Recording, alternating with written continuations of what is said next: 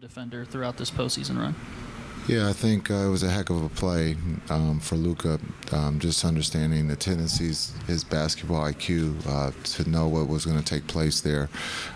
Heck of a defensive play. We always talk about his offense, but I think this time of the year, his defense is definitely has improved. But again, coming up with the rebounds there, we gave up some offensive rebounds, but Luka's defense has stopped there, and then being able to trust on the offensive end.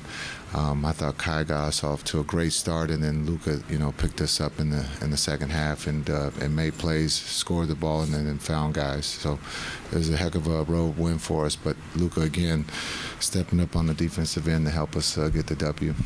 What was Kyrie doing in the first half, Jason, with the 24 points to kind of set the tone? He was being Kai, just picking his spots, using, the different places on the floor to attack. I thought he did a great job of helping everybody relax, on the offensive end. And then I thought defensively he was competing. We had to do a better job of guarding the three-point line, but I thought Kai was big for us in that first half and got us off to a good start. And we were only down 3, and we just felt like we didn't play well. There was a lot of talk about how tall they were, but you guys beat them on the boards tonight. Just talk about that a little bit. We're tall, too. Everybody's tall these days. Kai's tall. Look, we have to do a better job of rebounding the ball. We can't give them second or third opportunities, and that would be something that we talk about tomorrow. But we understand that they're crashing. They're sending more than they normally do, so we have to be better at that and recognize that the physicality is something that we've talked about, all year, of being able to be physical when the shot goes up. So that's an area we got to get better at. But again, to be able to rebound the ball this time of the year is big for any team, and so hopefully we can find a way to do that in game 2. Pretty quiet by Luka's standards for 3 quarters. Then he went off in the fourth. What did you see that got him rolling in the fourth? Maybe the rest early. Just understanding we're trying to keep those 2 under 40 minutes and being able to finish the marathon. It's a series. A lot of times we focus on just one game, but one thing leads to another, and so we had the luxury there to rest him right before halftime, and knowing that the second half was going to be a fight. Hopefully that helped him, give him the opportunity to go there in the fourth and knock down the shots that he has here all season. And then being able just to find the open guy, I thought he did a really good job tonight. And then stepping up to the free throw line, making his free throws. And you mentioned the three-point line. You guys obviously packed the paint and only got up 4 shots inside the arc. How much is that kind of a so are you willing to give up 49 threes? Is that a concerning number? If you're, packing the paint and taking away that part of the game? We got to take everything away. That's just coach talk. But seriously, I think when you look at in this league, they're so talented. You're going to give up something. We got to be better at the three-point line. This wasn't up to par. Again, they made a lot of corner threes. We have to be better in our rotations. And then understanding with the threes that they did make there in that first half, no one panicked. There was just a lot of trust, and that's the great thing about our team is everyone trusts each other. No matter how bad or how good we're playing as a group, we continue to keep pushing forward to find a way to win, and we did that this evening. Jason, you saw Ant get loose in the first 2 series.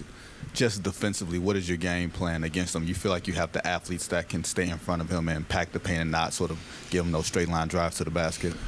He's talented. You just got to sometimes hope he misses, and it seemed like tonight he wasn't.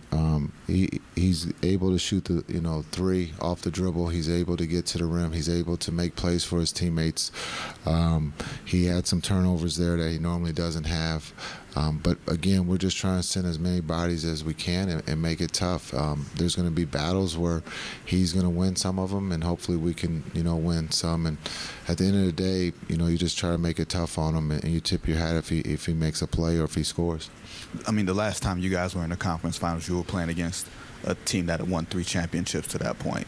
This time you can make the argument you guys are the more experienced team, or your 2 best players are the more experienced players. Do you think that played a part in the poise you guys played with late in the game tonight? Yeah, we're the underdog, so we're just gonna embrace that role and play and understand that's what we are, and on the road we got to find a way to win. It's now about adjustments. They're going to make some adjustments. We're going to make some adjustments. And, again, their guys are going to step up. Conley's been in this situation. Gobert's been in this situation. So they have some guys over there that have played and understand it's not just about one game, but it's about the series. And so for us, it's how can we get better for game 2? Because this is new for us. We don't win game 1 normally. So we got to go back and see how we did this. But we got to understand what's coming for game 2, and hopefully we'll be ready. My bad, I didn't mean to cut you off. No. Do you really believe you guys are the underdog, or is that coach speak? That's media speak.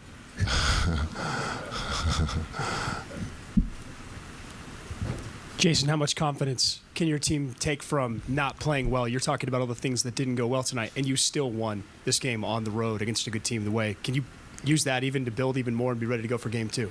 Yeah, we have no choice. We got a game 2 here on Friday, and we have to go back and look at the things that hurt us, and we have to be better if we want to win. It's tough to win this time of the year, no matter who you're playing.